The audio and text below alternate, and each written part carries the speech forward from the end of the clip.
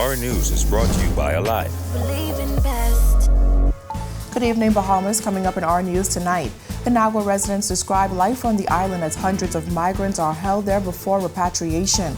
The multi-billion-dollar Hurricane Hole development is on track for opening. We'll tell you when. Why healthcare workers are feeling optimistic. A little later, we take a look at the burden of taxation and the way forward. Plus, meet Zuma the Explorer, the newest and youngest environmental steward.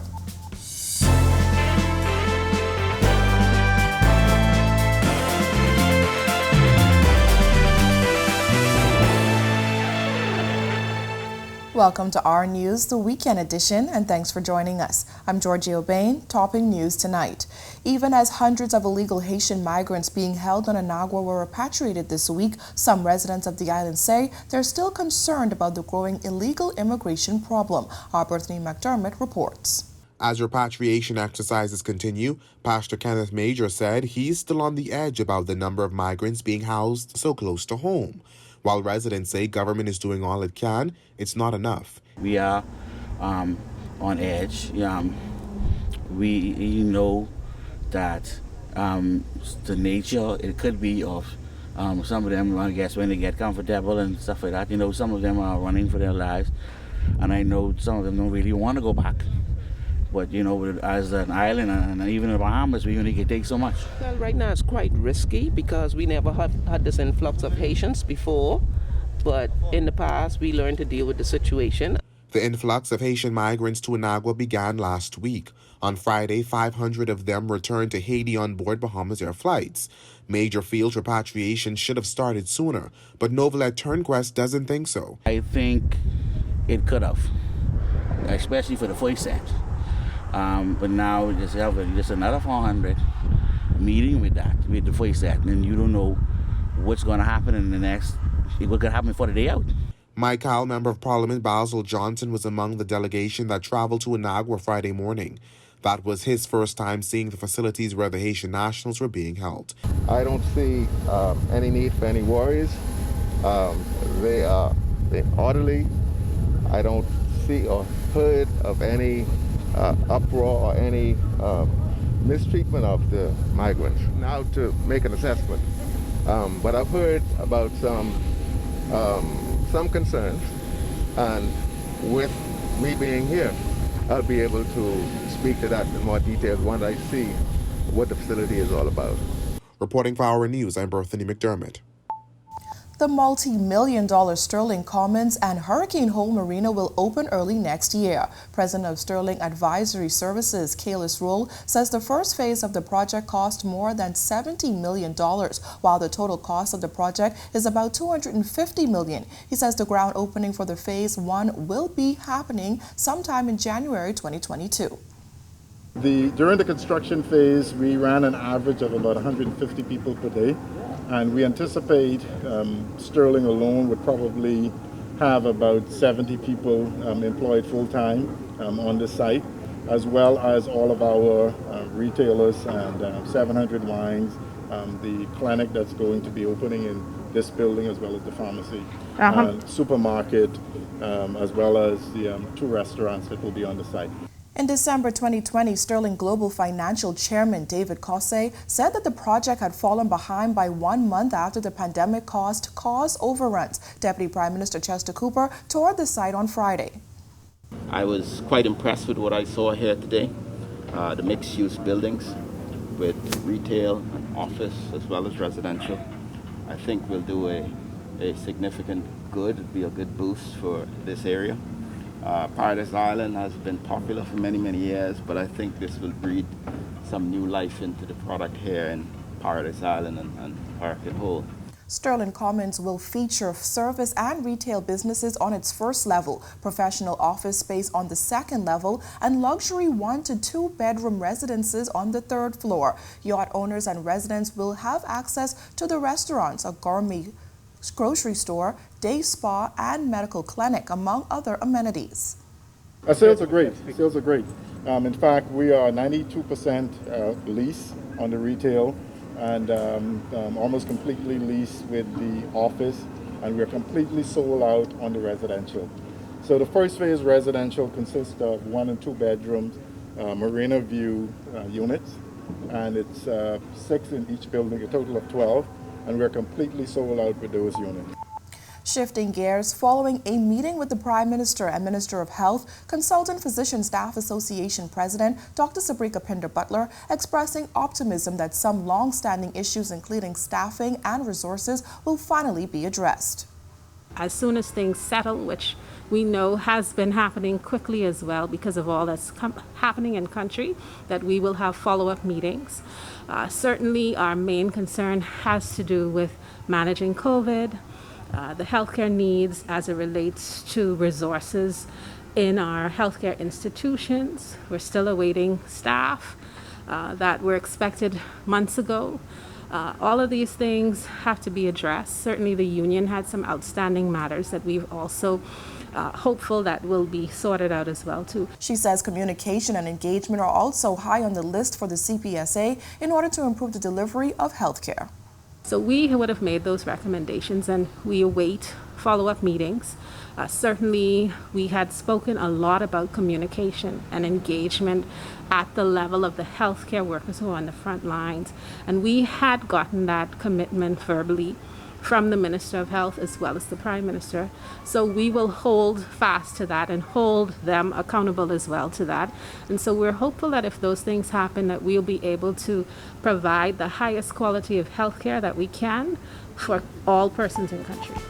Still to come on our News Weekend, a former cabinet minister says the F&M administration should be proud of what it accomplished. But first, business experts weigh in on possible changes to the country's taxation system and why the teachers union says that they will be heard on the way forward for education. That's coming up when our News Weekend returns. A new prime minister. We have the right vision, the right policies, and the right team to take this country forward. A new government and cabinet. And now a new legislative agenda. We will be very, very aggressive and make them extremely accountable. Join the RTV team as we give you full coverage of the opening of Parliament. October 6th, 9 a.m.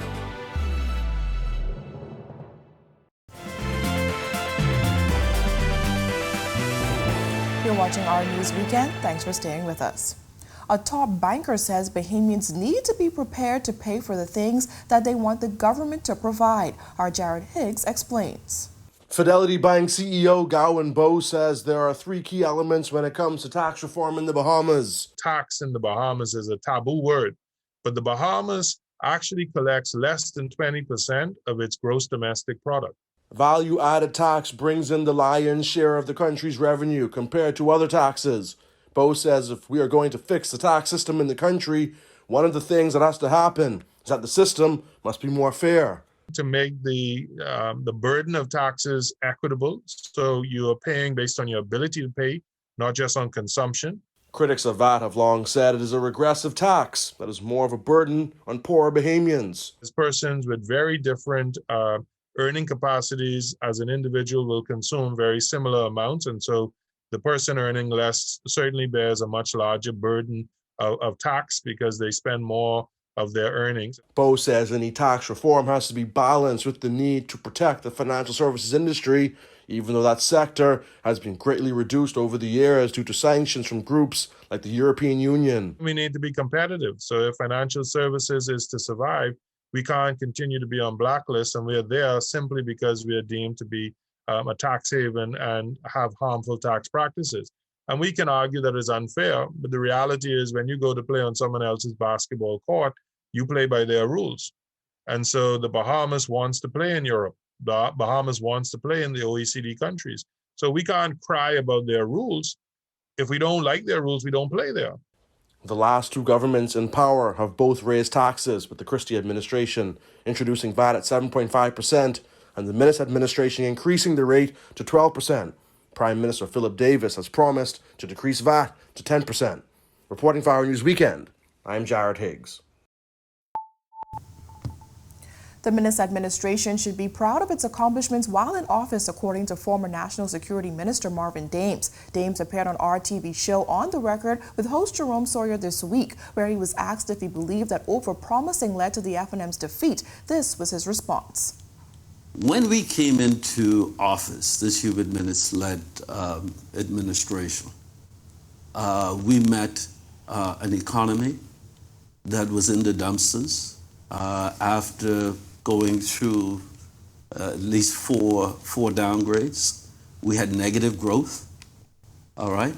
But 2 years, at least 2 years into our administration, we were able to rectify a lot of that.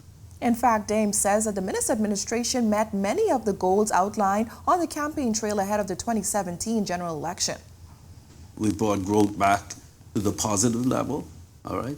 We were able to mitigate any further downgrades. We were able to grow our foreign reserves significantly, okay? And even in the midst of Dorian, in the midst of this pandemic, our economy still remained vibrant. Our foreign reserves continue to grow. And so there were positive signs that we were certainly on the right track. Dames says he believes the FNM should be proud of what it delivered during its term in office.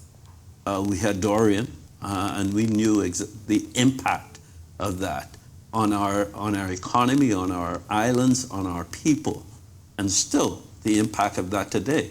And we're still going through this pandemic, this global pandemic that continues to reap havoc around the world. But we remained steadfast as a government, and we ought to be proud of the successes that we would have reaped. Well, when our News Weekend comes back from the break, a former Chamber of Commerce leader talks the growing cannabis industry, plus meet a young steward of the environment. We have the details when our News Weekend returns.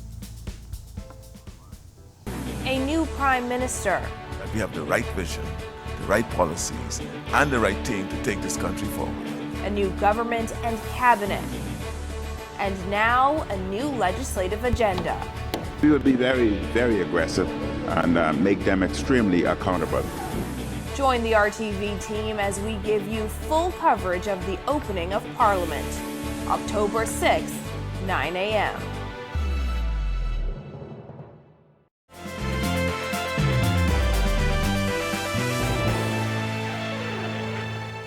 You're watching our News Weekend. Welcome back. As the new administration settles in, Bahamas Union of Teachers President Belinda Wilson is encouraging the Minister of Education to allow the union to have more input before important decisions are made. She added that teachers' union should definitely have a say when it comes to the inevitable transition from virtual learning to face-to-face instruction. Is it going to remain fully virtual? Is it going to be a hybrid model, or is it going to be face-to-face?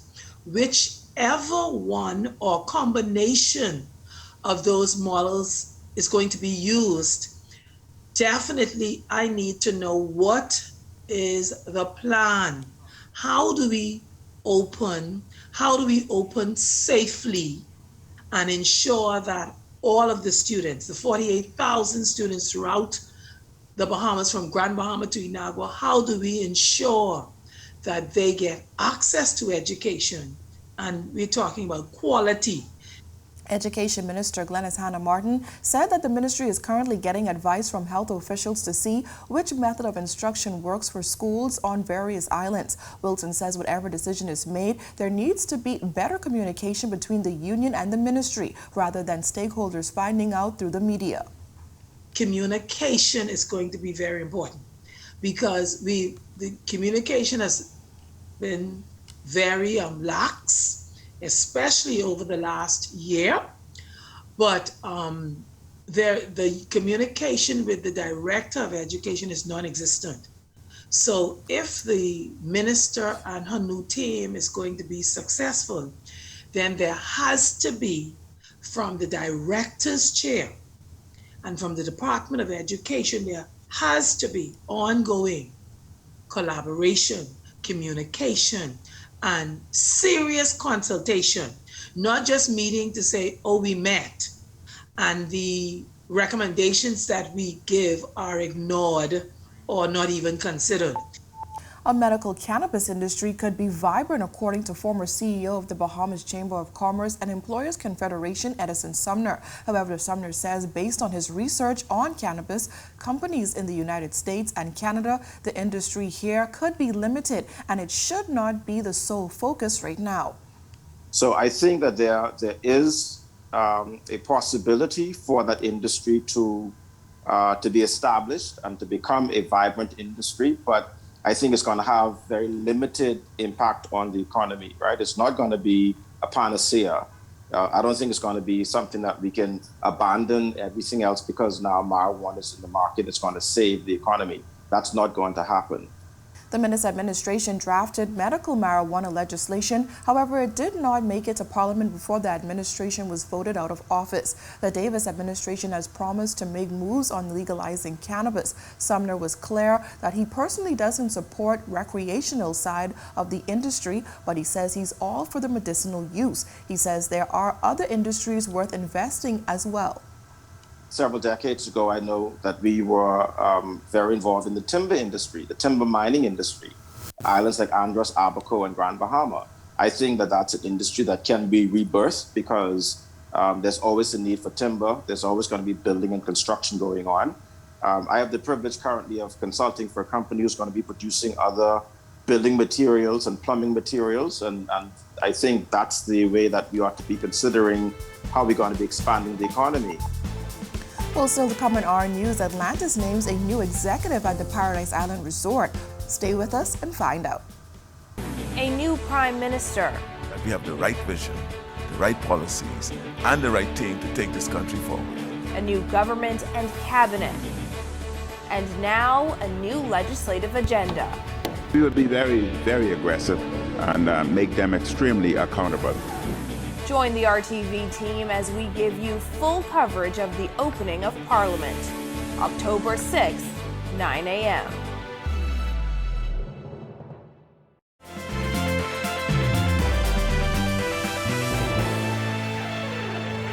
You're watching our news. Welcome back.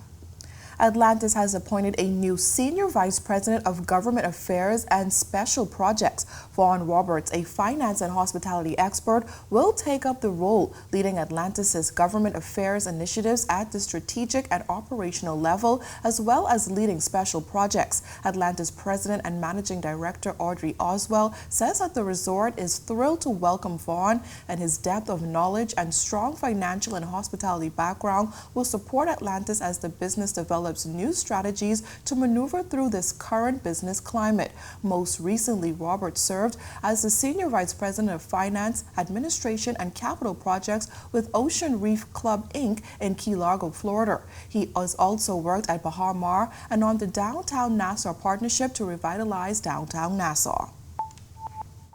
Well, education is key to preserving and protecting the Bahamas for future generations. The Bahamas National Trust is forging partnerships and bringing new hands on deck to get the job done. Our Christina Dragovich tells us more.